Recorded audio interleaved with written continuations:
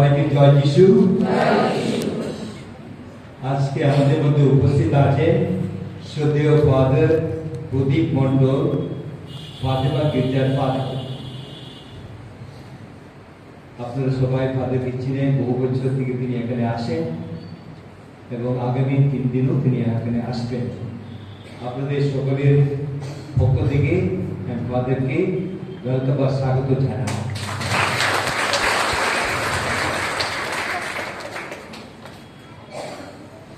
Thank you father, আপনাদের সকলকে ধন্যবাদ।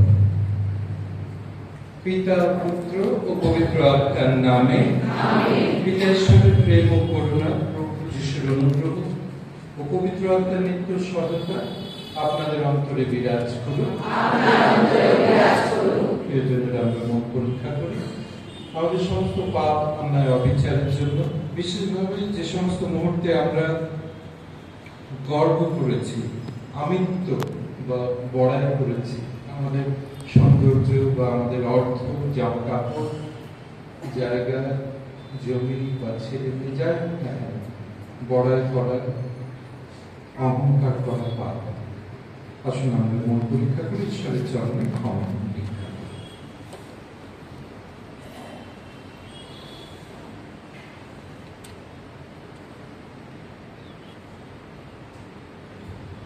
এখন এসে আমরা আমাদের সমস্ত পাপ স্বীকার করি সর্বশক্তিমান ঈশ্বরের কাছে এবং দাতা ও ভগিনীগণ তোমাদেরও কাছে আমি স্বীকার করি যে আমার চিন্তায় ও আমার কথায় ও আমার কার্যক্রমে ও আমার কর্তব্যের অবহেলায় আমি বহু পাপ করেছি। নিজেরই দোষে নিজেরই গুরুতর দোষে। অতএব মৃত্যু কুমারী কন্যা মারিয়াকে, সকল স্বর্গদূত সাধু সাথীকে এবং ভ্রাতা ও ভগ্নীগণ তোমাদেরও আমার জন্য প্রভু পরমেশ্বরের কাছে প্রার্থনা করতে আমি বিনতি জানাই। সর্বশক্তিমান ঈশ্বর আমাদের প্রতি সদয় হন এবং আমাদের পাপ ক্ষমা করে শাশ্বত জীবন রাজ্যে আনয়ন করুন। আমিন। হে প্রভু,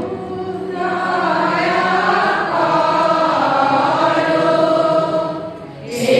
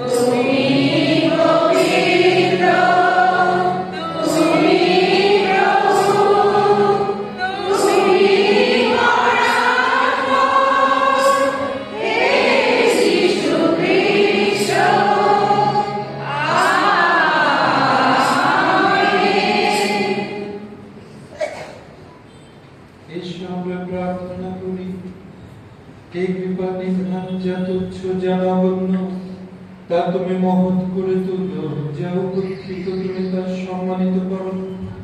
আমরা অযোগ্য হলেও তুমি তোমার স্বর্গীয় ভূত সভায় আসন পেতে আমাদের আমন্ত্রণ জানাও। আমরা অনুরোধ করি তুমি আমাদের অন্তর থেকে দূর করে দাও যত দম্ভ অহংকার, যাতে আমরা তোমার কাছে স্থান পেতে পারি। দূর করে দাও আমাদের সমস্ত স্বার্থ বুদ্ধি, যাতে অবহেলিত যত মানুষকে আমাদের পাশে স্থান দিতে পারি। এই প্রার্থনা করি আমাদের প্রভু যীশু খ্রিস্টের নামে, পবিত্র আত্মার সংযোগে, তোমার সঙ্গে জীবনময় সর্বনিয়তের স্বরূপে তিনি যুগে যুগে বিরাজমান।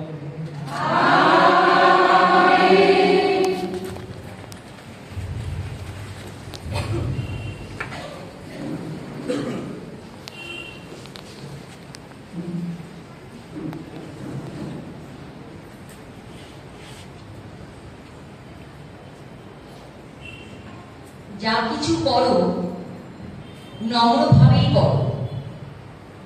প্রথম পাঠ বেন সিরার রচনাবলী। বৎস আমার, যা কিছু করো বিনীতভাবেই করো, তাহলে ঈশ্বরের প্রয়োজন যারা তাদের ভালোবাসা পাবে তুমি। যত উচ্চে তোমার আসন, নিজেকে ততই নমিত করে রাখো, তাহলে প্রভু অনুগ্রহ পাবে তুমি। প্রভুর ক্ষমতা সে তো সুবিপুল। নম্রচিত্ত যারা, তারাই তার মহিমা প্রকাশ করে। অহংকারী মানুষের যে ব্যাধি, তার কোনো নিরাময় নেই। এক দুষ্টতার গাছ যে তার মধ্যে বসিয়েছে শিকড়। যার বোধ বুদ্ধি আছে, সে তো প্রবচনগুলির অর্থ মনে মনে চিন্তা করে দেখে। সজাগ আগ্রহী কান প্রাজ্ঞ মানুষ এই তো পেতে চান। প্রভুর বাণী। সাংসঙ্গী। ভগবান দয়াময়, তিনি করুণা নিধান। ভগবান দয়াময়, তিনি করুণা নিধান। প্রাণ আমার ভগবানের করো স্তুতিগান। সমস্ত সত্তাগান তার গুণগান। প্রাণ আমার ভগবানের করো স্তুতিগান। ভুলে যেও না প্রভু তার দয়াদান। ভগবান দয়াময়, তিনি করুণা নিধান। অপরাধ আমার ক্ষমা করেন তিনি। নিরাময় করেন তোমার সকল ব্যাধি। মৃত্যু থেকে প্রাণ বাঁচান তিনি। তার স্নেহ ভালোবাসায় তোমায় ভূষিত করেন। ভগবান দয়াময়, তিনি করুণা নিধান।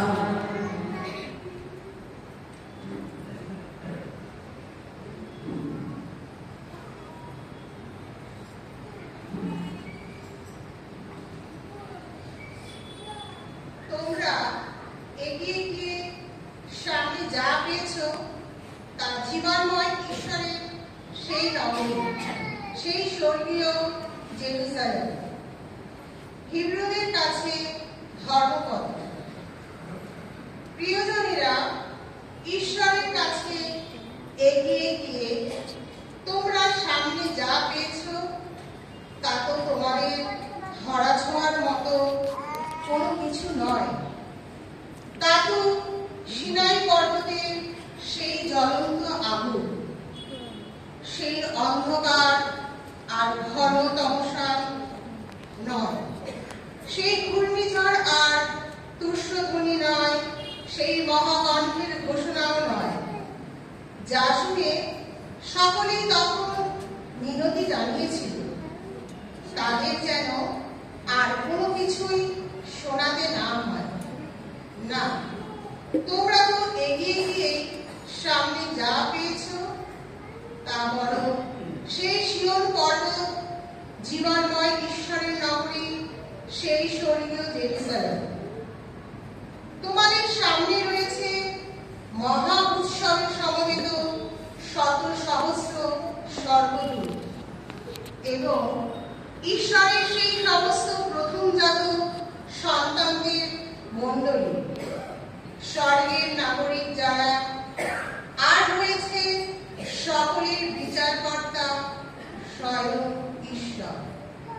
তাছাড়া তোমাদের সামনে রয়েছে সেই সমস্ত ধার্মিক জনের আত্মা যাদের পূর্ণতায় মণ্ডিত করা হয়েছে, আর রয়েছেন নতুন এক সন্ধির মধ্যস্থ যিনি, সেই স্বয়ং যিশু, এবং বলিদানে ছিটিয়ে দেওয়া তার সেই আপন রক্ত, যা আবেলের রক্তের চেয়েও মহত্তর সত্য ঘোষণা করে থাকে।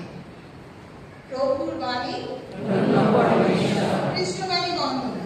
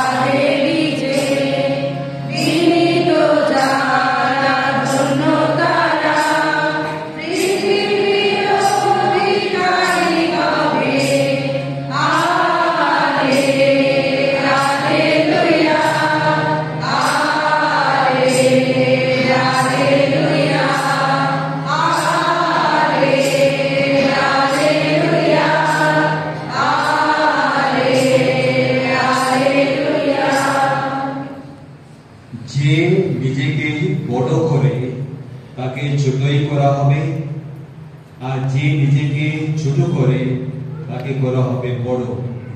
প্রভু আপনাদের সহায়, তিনি আপনার সহায়। লূক রচিত মঙ্গল সমাচার। হে প্রভু, তোমার জয় হোক। একদিন বিশ্রামবারে যিশু এক ফরিসি সমাজ নেতার বাড়িতে নিমন্ত্রণ খেতে গেলেন।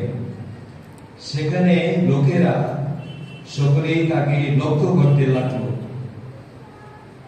সেখানে নিমন্ত্রিত ব্যক্তিরা কিভাবে সবচেয়ে ভালো জায়গাগুলো দখল করে নিচ্ছে তা লক্ষ্য করে তিনি তাদের শুনিয়ে তখন এই উপমা কাহিনীটি বললেন। কেউ আপনাকে কোনো বিয়ের উৎসবে নিমন্ত্রণ জানাবে, আপনি কিন্তু সম্মানের জায়গা গুটিতে গিয়ে বসবেন না।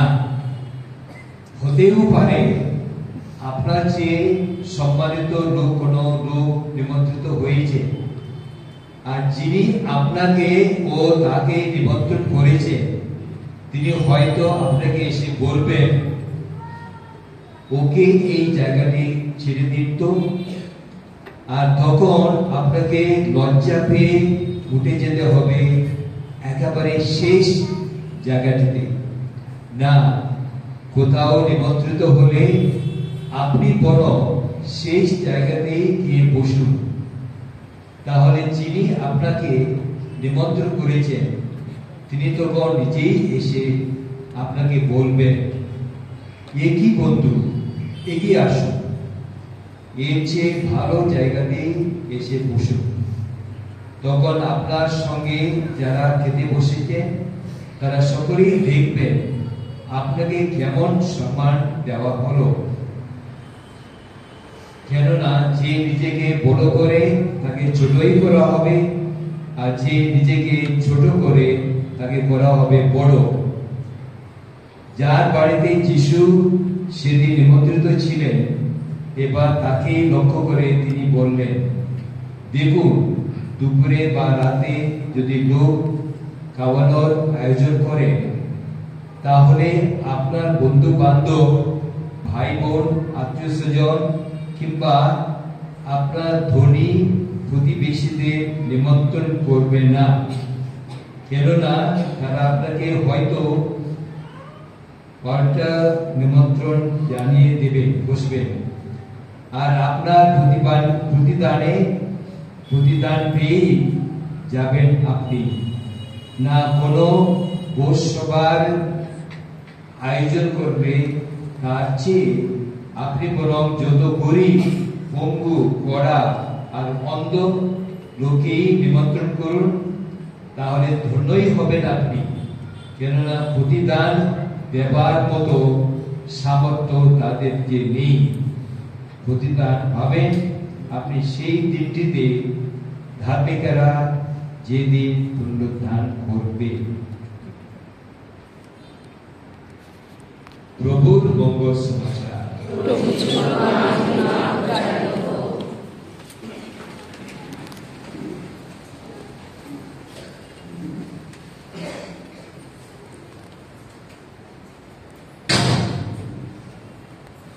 যিশু খ্রিস্টে প্রিয়জনেরা, বাইবেলে প্রভু যিশু তার মঙ্গল সমাচারে শুধু একটি আদেশ আমাদের দিয়েছেন। কেউ জানে কি সেটা? আর যিশু পরিষ্কার ভাবে বলেছেন, ইংলিশে আরো পড়া, লার্ন ফ্রম মি, আমার কাছ থেকে তোমরা এইটা শিখে নাও, আমি যেমন তোমরা সেটা শিখে নাও। কি সেটা?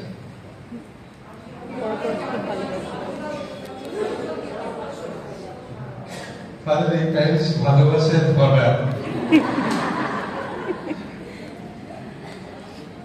যিশু খ্রিস্টের প্রিয়জনেরা, আমি ত্রাণকর্তা সমাজের পুরোহিত, রিডেম্পটরিস্ট সমাজের।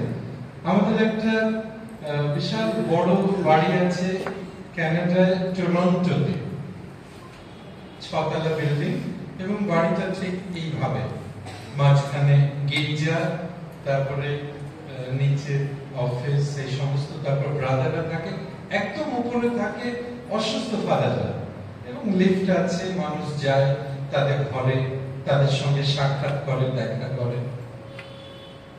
দুটো পুরোহিত সেখানে থাকেন, একদম ডান দিকের একদম উপরে। তিনি সারা জীবন প্রিন্সিপাল হয়েছিলেন আমাদের বিভিন্ন স্কুলের, কলেজে। তিনি অঙ্কের বই লিখেছেন, তিনি জীবন বিজ্ঞানের বই লিখেছেন। খুব জ্ঞানী মানুষ আর প্রচন্ড কড়া। ব্রাদাররা ভয় পেতেন তার কাছে যেতে, ওষুধ দিতে যেতে, খাওয়া দাওয়া দিতে যেতে। তিনি তাড়িয়ে দিতেন, গেট আউট ফ্রম হিয়ার, দাঁড়িয়ে দূর হয়ে যাও আমার সামনে থেকে। কি খাবার নিয়ে এসেছো, কোনো স্বাদ নেই, কিছু নেই, লবণ নেই, কিচ্ছু নেই, সরে যাও আমার কাছে থেকে। এমনকি সাধারণ লোক পর্যন্ত যায় না তার সঙ্গে দেখা করতে। বিল্ডিং এর বাঁ দিকে একদম উপরে একটা ফাদার থাকেন, তিনি সারা জীবন পালক পুরোহিত হয়েছিলেন বিভিন্ন জায়গায়, কানাডা দেশের বিভিন্ন জায়গায়। খুব জনপ্রিয় মানুষ। বাচ্চারা কে তার হাত ধরবে সেইভাবে তারা মারামারি করে, এটা আমার ফাদার, এটা আমার ফাদার, এরকম। এখন তিনি বিছানায় শয্যাশায়ী। ব্রাদাররা এমনি তার ঘরে যান তার সঙ্গে দেখা করতে।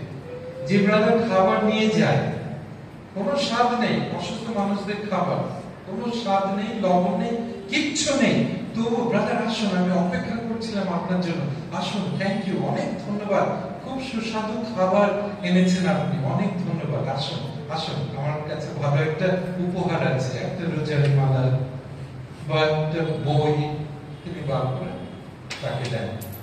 বিভিন্ন মানুষ সারা দিনে মানুষ তার কাছে যাচ্ছে, পাপ স্বীকার করছে, তার কাছে প্রার্থনা চাইতে যাচ্ছে, মানুষ এমনি তার কাছে এসে দেখা করছে।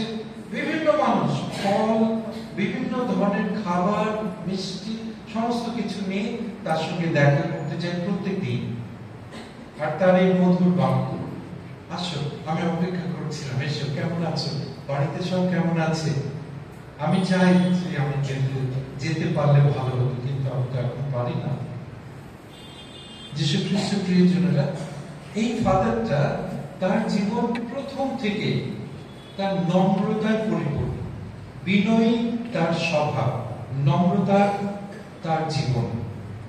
আর যে ফাদার প্রিন্সিপাল ছিলেন তিনি সর্বক্ষণ কঠোর এবং বদ মেজাজি হয়ে গিয়েছিলেন। তিনি ডিসিপ্লিন, নিয়মানুবর্তিতা শেখাতে ছাত্রছাত্রীদের তিনি নিজেই ব্যাপক হয়ে গেছিলেন। যীশু খ্রিস্টের প্রিয়জনেরা, এই নম্রতা হচ্ছে সর্বগুণের মুকুট, খ্রিস্টীয় জীবনের সর্বগুণের মুকুট। সেই জন্য সাধু পল বলেন, আমরা এসো কলিসীয় মণ্ডলীতে, এসো আমরা আমাদের আমিত্বকে ত্যাগ করি, আমিত্ব বড়াই, আমি বড়, আমিত্বকে ত্যাগ করি, এসো আমরা খ্রিস্টকে পরিধান করি। আর সেই অর্থে প্রভু যীশু মথি রচিত মঙ্গল সমাচার 12 অধ্যায় 28-29 পদে, তোমরা আমার কাছ থেকে শিখে নাও, আমার কাছ থেকে শিখে নাও, আমার জোয়াল সুবহ, বোঝা আমার লঘু। তোমরা আমার কাছে এসো, যারা বোঝা ভারী ক্লান্ত, তোমরা আমার কাছে এসো। তিনি পরিষ্কার ভাবে বলেন, এই প্রথম তার পুরো তার শিক্ষায় এই একই জায়গায় তিনি মানুষকে বলেন, তোমরা আমার কাছ থেকে শিখে নাও, আমি যা শেখাচ্ছি সেটা শেখো। এই নম্রতার বাণী তিনি মানুষকে দান করেন। আমাদের সমাজ শুধু ভেঙে যাচ্ছে শুধু এই একটা অবগুণের কারণে, অহংকারের কারণে, আমিত্ব বড়াই করার কারণে। আমাদের পরিবারে দেখুন, আমরা পরিষ্কার বলতে পারবো। আর এই অহংকার এবং নম্র মানুষের গুণ পরিষ্কার, আমার গায়ে লেখা নেই বা আমার জামা কাপড়ে লেগে নেই, কিন্তু আমাদের ব্যবহার, আচার আচরণ দেখলে আমরা পরিষ্কার বলতে পারবো কোন মানুষটা নম্র, কোন মানুষটা অহংকারী, এবং কেন সেই পরিবারে এত অশান্তি। আমি ফাদার আমরা গল্প করছিলাম কত বছর হয়েছে আমাদের অভিষেক হয়ে, আমরা বহু বিবাহ আশীর্বাদ করেছি এবং অনেক বিবাহ ভেঙে গেছে। তারা একসাথে নেই শুধু একটা কারণে। কি কারণ? অহংকার। এই একটা কারণে কেউ ক্ষমা চাইতে রাজি নয়, কেউ নিজের দোষ ভুল স্বীকার করতে রাজি নয়। না, আমি বড়, আমি কেন ক্ষমা চাইতে যাব? উনি ছোট, উনি আসুক আমার কাছে, পা ধরে ক্ষমা চেয়ে দিন।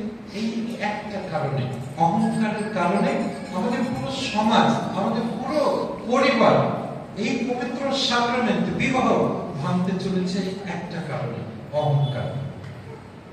খুব সুন্দর ভাবে ল্যাটিন ভাষায় এই নম্রতা বা হিউম্যালিটির ল্যাটিন শব্দ হচ্ছে হুমারে। হুমারে মানে মাটি, ধুলো, মাটি। তার মানে নম্র মানুষরা মাটির মানুষ, অতি সহজে তাদের সঙ্গে মেলামেশা করা যায়। আর অহংকারী মানুষরা, অহংকারের ঐশ্য অর্থ হচ্ছে যা মিথ্যা, যেটা সত্য নয়, যা মিথ্যা। আর সেই জন্য অহংকারী মানুষরা মানুষের সঙ্গে মিশতে পারে না। যারা নম্র প্রকৃতির মানুষ প্রথমেই ক্ষমা চেয়ে নেবে যে আমার অন্যায় হচ্ছে, এটা আমার দোষ, আমার ভুল, আমার কারণে এটা হচ্ছে। প্রথমেই তারা ক্ষমা চেয়ে নেবে, নিজের দোষ স্বীকার করে নেবে, মেনে নেবে। অহংকারী মানুষরা কোনোদিন ক্ষমা চাইতে পারে না, নিজের দোষ কোনোদিন তারা মেনে নিতে পারে না। নম্র মানুষরা অন্যের আনন্দে আনন্দ করে। ধরুন আপনি বাড়ি রং করেছেন বা সুন্দর একটা ভালো গাড়ি কিনেছেন, আগে এসে বাবা জানাবে, খুব ভালো, খুব সুন্দর, কি সুন্দর লাগছে তোমার ঘর, আমার খুব ভালো লাগছে, এই গাড়িটা খুব সুন্দর হয়েছে। তারা আনন্দ করে, অন্যের উন্নতিতে আনন্দ করে। যারা অহংকারী তারা কি করে? জ্বলে পুড়ে মরে, জ্বলে পুড়ে মরে। এতে কথা বলছে, আমার একটা ভালো গাড়ি আছে, আপনার কি হচ্ছে তাতে? আপনার কি যায় আসে? কিন্তু তবুও হিংসা, দেখেছ ফাদারগুলো ফুটানি দেখো, এই ধরনের কথাবার্তা আমি বানিয়ে বলছি না, এটা তাদের কিছুই নয়, কিন্তু এটা অহংকারের কারণ। অহংকারী মানুষরা জোরে পুড়ে মরে, অন্যের উন্নতি তাদের সহ্য হয় না। তারপরে যারা নম্র মানুষ তারা অতি সহজে শিখতে পারে, শিখতে চায় যে আপনি খুব সুন্দর গান করছেন বা আপনি খুব সুন্দর নাচ করেন, আমাকে এই নাচটা একটু তুলে দেবেন, এইটা একটু শিখিয়ে দেবেন।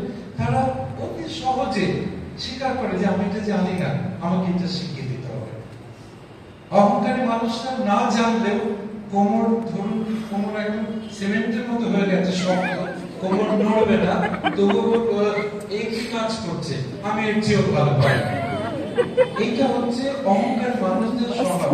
আর সেই জন্য এত অশান্তি পরিবারে, সেই জন্য এত ঝগড়া, সেই জন্য এত কোলাহল। এবং সর্বশেষে যারা নম্র প্রকৃতির মানুষ, তারা সবার সঙ্গে মিলেমিশে থাকে। চলুন আমাদের প্যারিসে খাওয়া দাওয়া হচ্ছে, আপনাকে চেনেন না, কিন্তু এসে এত সুন্দর করে কথা বলবে, এত সুন্দর করে আপনার প্রশংসা করবে, মনে হবে যেন অনেক দিনের চেনা, বহু দিনের চেনা। আর অহংকারী মানুষরা খাবার নিয়ে এক কোনায় গিয়ে চুপচাপ করে দাঁড়িয়ে খাবে, তারা মিলেমিশে থাকতে জানে। তাদের এই অহংকার, আমিত্ব তাদের সবকিছু ধ্বংস করে দেয়। সেই জন্য প্রভু যিশু বলেন, আমার কাছ থেকে শিখে না। তিনি ক্রুশবিদ্ধ বরণ করেছেন, তার মানে এই নয় যে তিনি দুর্বল। যারা নম্র, তাদের নম্রতার অর্থ দুর্বলতা নয়, দুর্বলতা নয়। তাদের এই ক্ষমার মাধ্যমে, ক্ষমা চেয়ে দেওয়ার মাধ্যমে তাদের শক্তির প্রকাশ পায়, তাদের ক্ষমতার প্রকাশ পায়। আর যারা অহংকারী, তাদের তো এমনি, আমরা বাংলায় কি বলি, অহংকার মানুষের অধঃপতনের কারণ। অহংকার মানুষের অধঃপতনের কারণ। প্রভু যিশু বারবার বিভিন্ন ভাবে আমাদের শিখিয়ে গেছে। আজকে প্রথম পাঠে খুব সুন্দর ভাবে বেনসিলাকে রচনাগুলিতে সুন্দরভাবে, বৎস তোমরা নম্রতার মুকুট পরো, তোমরা নম্রতার আদর্শ শিখে নাও। নম্র মানুষেরা তো গ্রহণযোগ্য ঈশ্বরের কাছে।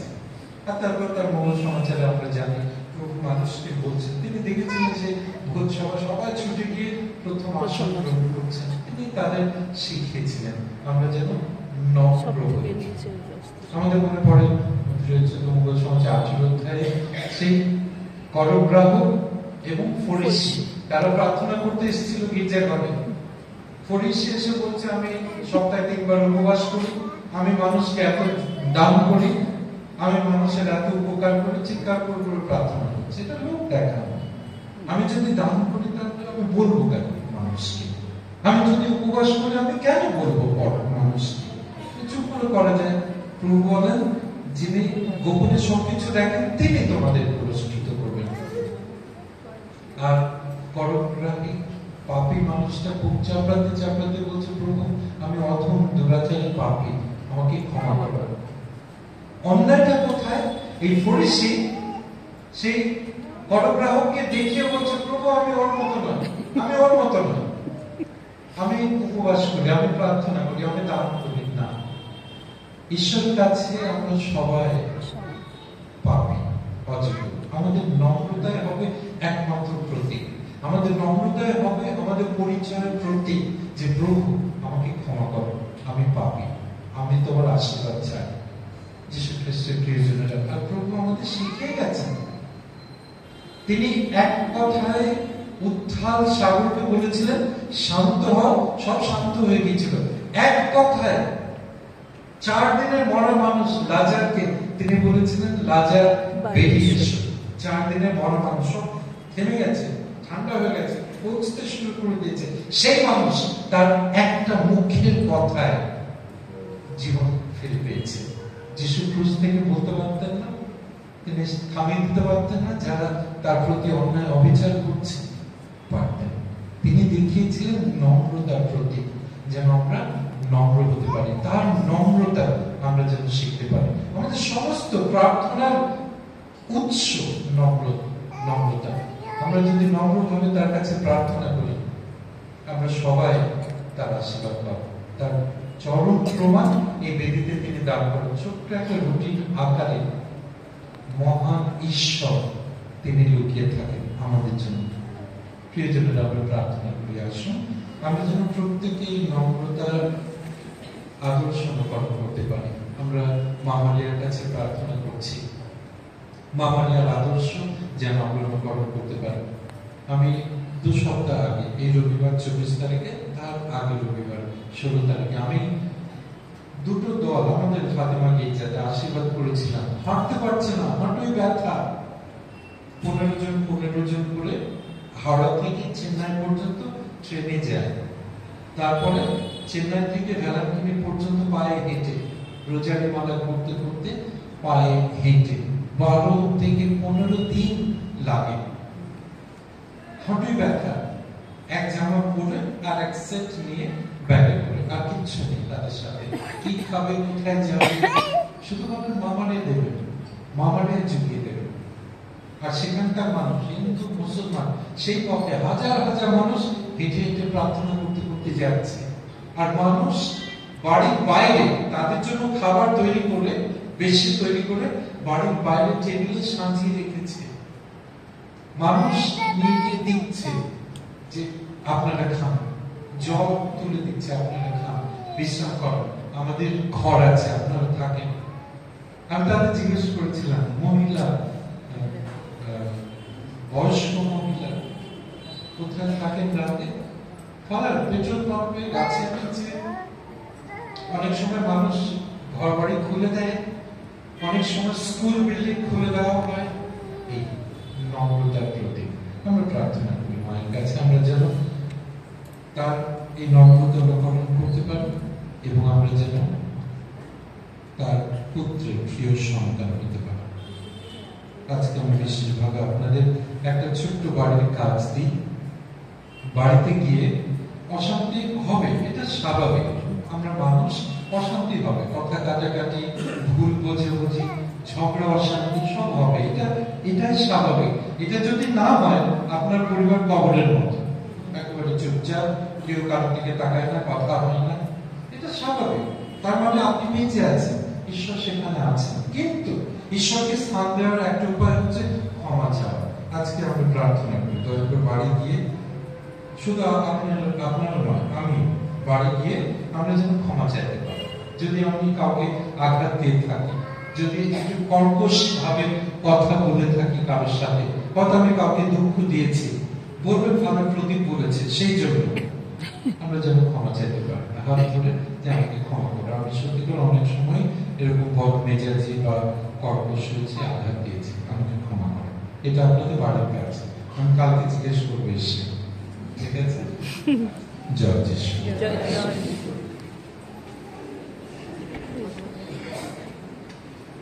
উঠে দাঁড়ান সকলে। সর্বমর্তেশ্বর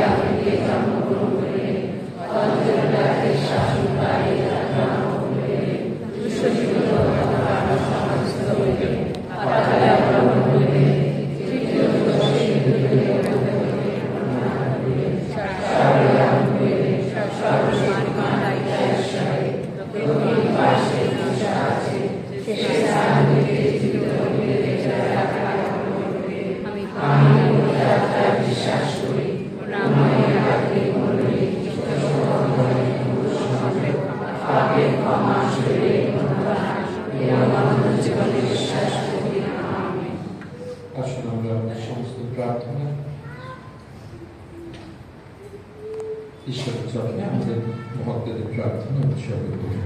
প্রত্যেকটি আবেদনের পর আপনাদের উত্তর হবে, হে প্রভু আমাদের প্রার্থনা শ্রবণ করো। হে প্রভু আমাদের প্রার্থনা শ্রবণ করো।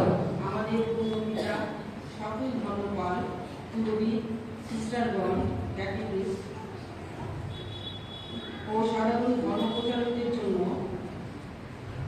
প্রার্থনা করি, তারা যেন প্রভু যিশুর বৈষয়িক শক্তিতে বলীয়ান হয়ে এবং সংসারে চলার পথে তাকে সম্বর্ণ পথেও করে তাদের ব্যক্তিগত ও দলগত কর্তব্য পালন করতে পারেন এবং দৈনন্দিন জীবনে মুক্তির বাণী উপযুক্ত ধারক ও বাহক হতে পারে। আসুন তার জন্য প্রার্থনা করি। হে প্রভু, আমাদের প্রার্থনা শ্রবণ করো। হে প্রভু, আমরা অনেক সময় তোমার বৈষ্ণবিধান উপেক্ষা করে মানুষের হাতে রচিত আচার আচরণ রীতিনীতিকে বড় করে রেখি। আশীর্বাদ করো আমরা যেন শুধু মুখেই তোমাকে সম্মান না দেখাই, বরং সমস্ত অন্তর দিয়েই তোমাকে বরণ করে নিতে পারি এবং তোমার প্রেমের বিধান অনুসারে জীবনযাপন করতে পারি। আসুন তার জন্য প্রার্থনা করি। হে প্রভু, আমাদের প্রার্থনা শ্রবণ করো। হে প্রভু, আমাদের নিচে যা কিছু আলো তা তোমার আশীর্বাদে দিনে দিনে বিকশিত হোক। আমরা যেন সকল কাজের মধ্যে সফলতা অর্জন করতে পারি, তোমারই পূর্ণ ইচ্ছা পূর্ণ করতে পারি। আসুন তার জন্য প্রার্থনা করি। হে প্রভু, আমাদের প্রার্থনা শ্রবণ করো। হে প্রভু, বাহ্যিক আচার অনুষ্ঠানে তুমি কৃত হও। তুমি চাও অন্তরের সেবা, তুমি চাও প্রেম ও ন্যায়ের নীতি পালন। ন্যায় ও সত্যের জন্য আমাদের অন্তরে এমন শক্তি জাগরণ ঘটাও, আমরা যেন আমাদের জীবন আচরণের মধ্যে দিয়ে তোমার ইচ্ছা পূর্ণ করতে পারি। আসুন তার জন্য প্রার্থনা করি। হে প্রভু, আমাদের প্রার্থনা শ্রবণ করো। আসলে আমরা আমাদের সমস্ত প্রয়োজনীয় চরণে উৎসর্গ করি। বিশেষভাবে আমরা এই 9 দিনে যে নবীন প্রার্থনা করছি মায়ের কাছে, আমরা প্রার্থনা করি মা জননী যেন আমাদের সকলকে আশীর্বাদ করেন, আমাদের মনোবাসনা পূর্ণ করেন। আমরা আরো প্রার্থনা করি যে সমস্ত পরিবারে অশান্তি, যে সমস্ত দম্পতি স্বামী স্ত্রী তাদের মধ্যে অশান্তি, অর্থনৈতিক সংকট, অনেক মানুষ কাজের সন্ধানে আছে, আমরা আমাদের সমস্ত প্রার্থনা মায়ের চরণে উৎসর্গ করি এই বিশ্বাস নিয়ে যে মা সর্বদাই আমাদের রক্ষা করবেন, আমাদের মনোবাসনা পূর্ণ করবেন। এই প্রার্থনা করে তোমার প্রিয় পুত্র প্রভু যীশু খ্রিস্টের নামে আমেন।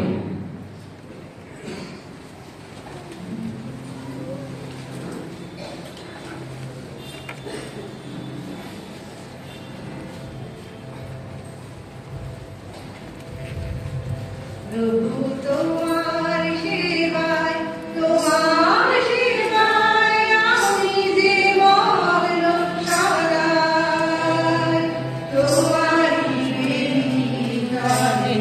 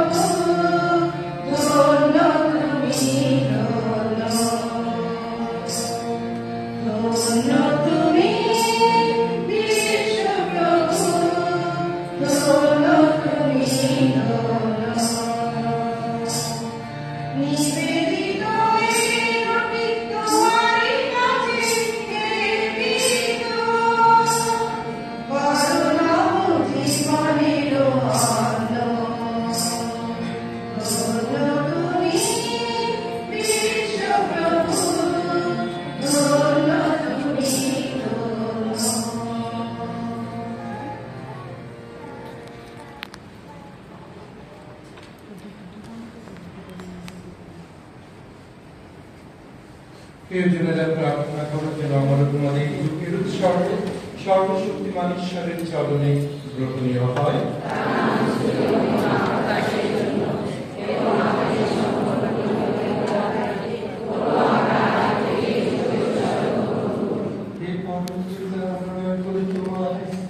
এই যে আমরা তোমার চরণে উৎসর্গ করি, তা যেন আমাদের মুক্তিদাতা খ্রিস্টের দেহীয় রক্তে রূপান্তরিত হয়ে আমাদের উপর নামিয়ে আনেন তোমার অময় আশীর্বাদ দ্বারা। আমরা প্রার্থনা করি খ্রিস্ট যে মুক্তি কর্মের সূচনা করেছেন, তা যেন পবিত্র আত্মার প্রভাবে আমাদের মধ্যে সার্থক হতে পারে। এই প্রার্থনা করি আমাদের প্রভু যীশু খ্রিস্টের নামে। প্রভু তোমাদের সহায়, প্রভুর দিকে মন প্রাণ তুলে ধরো। পরমেশ্বরের উদ্দেশ্যে কৃতজ্ঞতা জ্ঞাপন করি। হে প্রভু পরম পিতা, সর্বশক্তিমান সনাতন পরমেশ্বর, সর্বকালে ও সর্বস্থানে তোমার কাছে আমাদের কৃতজ্ঞতা নিবেদন করা সত্যই উচিত, সত্যই কল্যাণকর। তুমি জগৎকে এতই ভালোবেসেছ যে তুমি তোমার আপন পুত্র যিশুকে মুক্তিদাতা রূপে আমাদের কাছে পাঠিয়েছ। তুমি চেয়েছ সব দিক দিয়ে তিনি হবেন আমাদের মতো মানুষ, অবশ্য নিষ্পাপ মানুষ। তোমার প্রতি অবাধ্য হয়ে আমরা যে ঐশ্ব জীবনের মর্যাদা হারিয়েছিলাম, তিনি আমরণ তোমার অনুগত থেকে আমাদের অন্তরে তা আবার ফিরিয়ে আনবেন। তুমি চেয়েছ তোমার প্রিয়তম পুত্র বলে তাকে তুমি যেমন ভালোবাসো, তেমনি ভাবে তার ভাই বোন বলে সমস্ত মানুষকে ভালোবাসবে। তাই সকল সর্বদূত ও সাধু সাধীর সঙ্গে আমরা সংসারে তোমার মহিমা কীর্তন করি। পূর্ণ পূর্ণ পূর্ণ বিশ্বমণ্ডলের অধিষ্ঠান, পূর্ণ পূর্ণ পূর্ণ বিশ্বমণ্ডলের অধিষ্ঠান, সর্বমাত্র ব্যাপী তোমার মহিমা প্রকাশ, সর্বমাত্র ব্যাপী তোমার মহিমা প্রকাশ, ঊর্ধ্বলোকে ঊর্ধ্বকায় ধরিয়ে, পূর্ণ পূর্ণ পূর্ণ বিশ্বমণ্ডলের অধিষ্ঠান। প্রভু নামে যারা কোমল ধন্য তিনি ধন্য, প্রভু নামে যারা কোমল ধন্য তিনি ধন্য, ঊর্ধ্বলোকে ঊর্ধ্বকায় ধরিয়ে, পূর্ণ পূর্ণ পূর্ণ বিশ্বমণ্ডলের অধিষ্ঠান। সত্য পিতা, তুমি পরম পূর্ণময়, তুমি সমস্ত পবিত্রতার উৎস। এখন আমরা তোমার করুণা করি, তোমার পবিত্র আত্মার স্পর্শে এই নৈবেদ্য পবিত্র করে তোলো, তা যেন পরিণত হয় তোমার উৎস আমাদের প্রভু যীশু খ্রিস্টের যন্ত্রণাময় মৃত্যুর কাছে স্বেচ্ছায় সমর্পিত হওয়ার পূর্বে তিনি রুটি হাতে নিলেন এবং তোমাকে ধন্যবাদ জানিয়ে সেই রুটি খাবে বলে তার শিষ্যদের দিয়ে বললেন, নাও, খাও সকলে, এ আমার দেহ তোমাদের জন্য যা সমর্পিত হবে।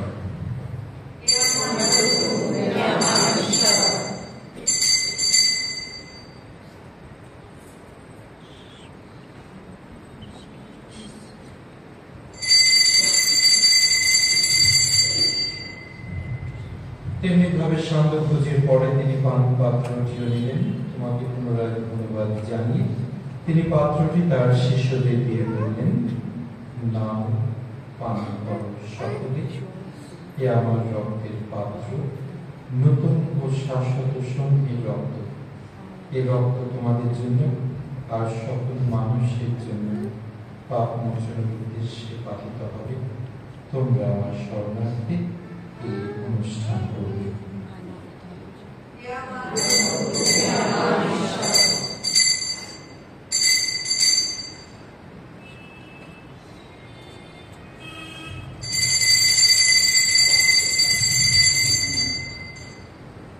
এই সম্রাট বিশ্বাসের মহাপ্রভু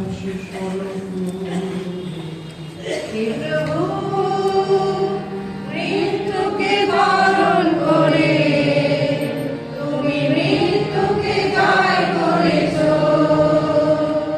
পুনরুত্থান করে আমাদের নবজীবন দান করেছো।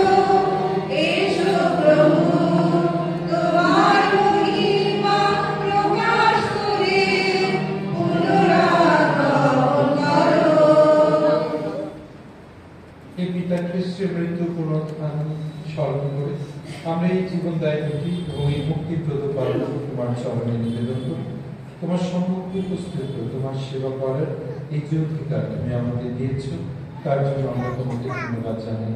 আমরা সবিনয় বিনতি করি এই খ্রিস্টীয় যজ্ঞভোজে অংশ গ্রহণ করি আমরা সবাই যেন পুত্রতার প্রভাবে এক আত্মা, এক দেহ, এক আত্মা হয়ে উঠি।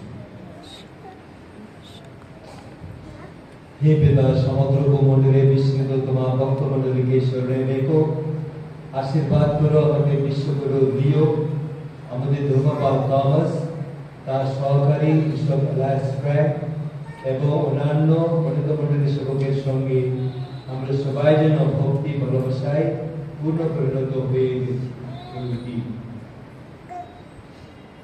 যারা মারা গেছে তোমার যে সব সেবক সেবিকাদের কথা মনে রেখো, তুমি তাদের এই সংসার থেকে ডেকে নিয়েছ, তাদের কথা শুনে রেখো। আশীর্বাদ করো দীক্ষাস্নানের সময় তারা যখন তোমার পুত্র যিশু মৃত্যুর সহভাগী হয়েছে, তারা যেন এখন তা পুনরুত্থানেরও সহভাগী হয়ে উঠতে পারে। পুনরুত্থানের প্রত্যাশা করে আমাদের যে সমস্ত প্রিয়জন শেষ নিদ্রায় রয়েছে এবং যেসব মানুষ তোমার দয়ার উপর ভরসা রেখে মৃত্যুবরণ করেছে, তাদের সকলের কথা মনে রেখো। তোমার মুখমণ্ডল দীপ্তিতে তাদের সকলকে উদ্ভাসিত করো।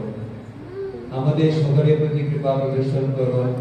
বিশ্বজননী ধন্য কুমারী মারিয়া, তার স্বামী ধন্য সাধু জোসেফ, ধন্য প্রীতিদূতগণ, কলকাতার সাথে মাদার তেরেসা এবং যুগে যুগে যে সকল সাধু ব্যক্তি তোমার প্রতি লাভ করেছে, তাদের সঙ্গে আমাদেরও শাশ্বত জীবনের সহভাগী হওয়ার যোগ্য করে দেব। আমরা যেন তাদের সঙ্গে মিলিত হয়ে তোমার মহিমা কীর্তন করতে পারি। তোমার যীশু খ্রিস্টের নামে এই প্রার্থনা করি।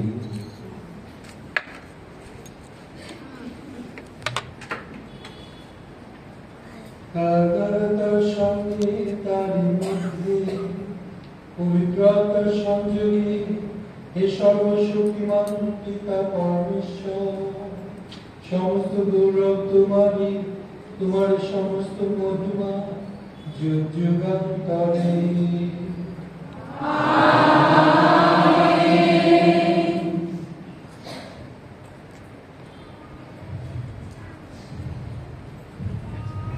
স্বয়ংপ্রভু যীশু খ্রিস্ট আমাদের শিখে গেছেন তার পরম পিতাকে ডাকার ভাষা। তার সমানা কণ্ঠে আমরা আমাদের সর্বস্ব পিতাকে ডাকি। হে আমাদের সর্বস্ব পিতা, তোমার নাম পূজিত হোক, তোমার রাজ্য প্রতিষ্ঠা হোক, তোমার ইচ্ছা যেমন স্বর্গে তেমনি পরলোকে পূর্ণ হোক। আমাদের দৈনিক আহার আমাদেরকে দাও, এবং আমরা যেন অপরাধীকে ক্ষমা করি, তেমনি তুমি আমাদের অপরাধ ক্ষমা করো। আর আমাদের প্রলোভনে দিও না, কিন্তু অনন্ত হইতে রক্ষা করো। হে পিতা, তোমাকে বিনতি জানাই, সকল অনর্থ থেকে তুমি আমাদের রক্ষা করো। প্রসন্ন হয়ে এই জীবনে আমাদের শান্তি দাও। আমরা যেন তোমার করুণার উপর নির্ভর করে পাপ থেকে সর্বদা মুক্ত থাকি এবং নিঃসংকটে নিরাপদে জীবন যাপন করি। ত্রাণকর্তা যিশুর পুনরাগমনের আনন্দময় প্রত্যাশায় হে প্রভু যীশু খ্রিস্ট, তুমি তোমার শিশুদের কথা বলেছিলে, তুমি এখন আমাদের এক আশ্বাস মানে দান করো। তোমাদের জন্য শান্তি রেখে যাচ্ছি, আমাদের শান্তি তোমাদের দিলাম। আমাদের পাপের প্রতি নয়, তোমার ভক্তমণ্ডলীর বিশ্বাসের প্রতি দৃষ্টিপাত করো। যে ভক্তমণ্ডলী তোমার বেদি প্রান্তে উপস্থিত তাদের প্রত্যেকের অন্তরে তুমি দান করো তোমার ক্ষমার আদর্শ, তোমার নম্রতার আদর্শ, তোমার সেবা করার অঙ্গীকার, এবং আমাদের প্রত্যেকের অন্তরে প্রতিষ্ঠা করো তোমার চির আকাঙ্ক্ষিত শান্তি ও একতা, কারণ তুমি বিশ্ব প্রভু রূপে যুগে যুগে বিরাজমান। প্রভু শান্তি সর্বদা আপনাদের অন্তরে বিরাজ করুন। একদের সঙ্গে পরস্পরকে প্রভু যীশু খ্রিস্টের শান্তি সম্ভাষণ জানায়।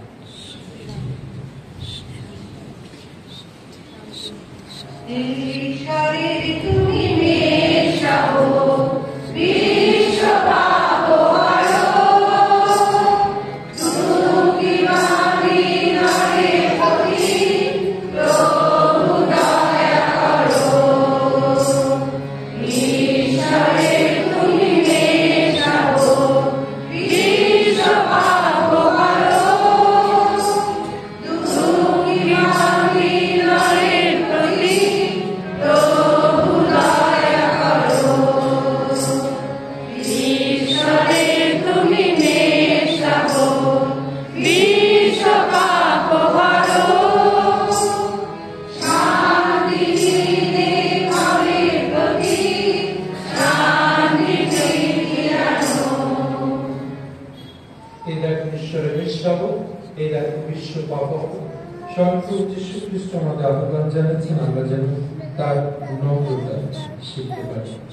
প্রভু বুঝে যারা নিমন্ত্রিত তারা ধন্য।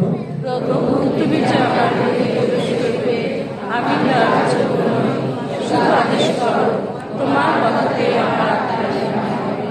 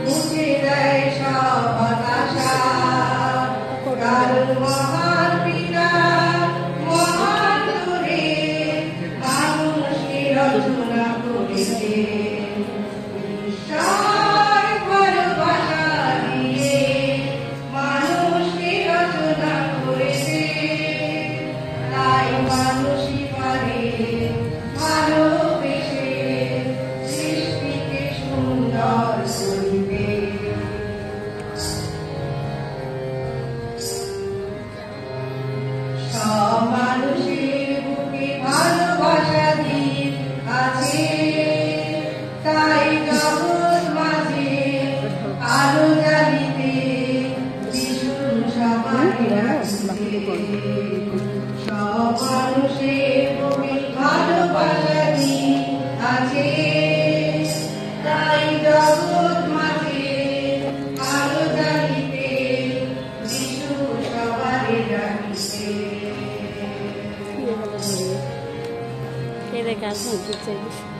মহাপ্রেমিক যিশু প্রেমের বাণী ক্রুশে লিখেছে, মহাপ্রেমিক যিশু প্রেমের বাণী ক্রুশে লিখেছে।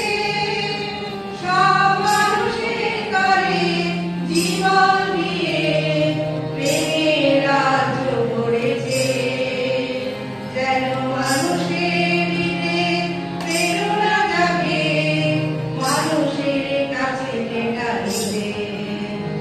ঈশ্বর ভালোবাসা দিয়ে মানুষকে রচনা করেছে, তাই মানুষই পারে ভালোবেসে সৃষ্টিকে সুন্দর করিতে, সৃষ্টিকে সুন্দর করিতে, সৃষ্টিকে সুন্দর করিতে।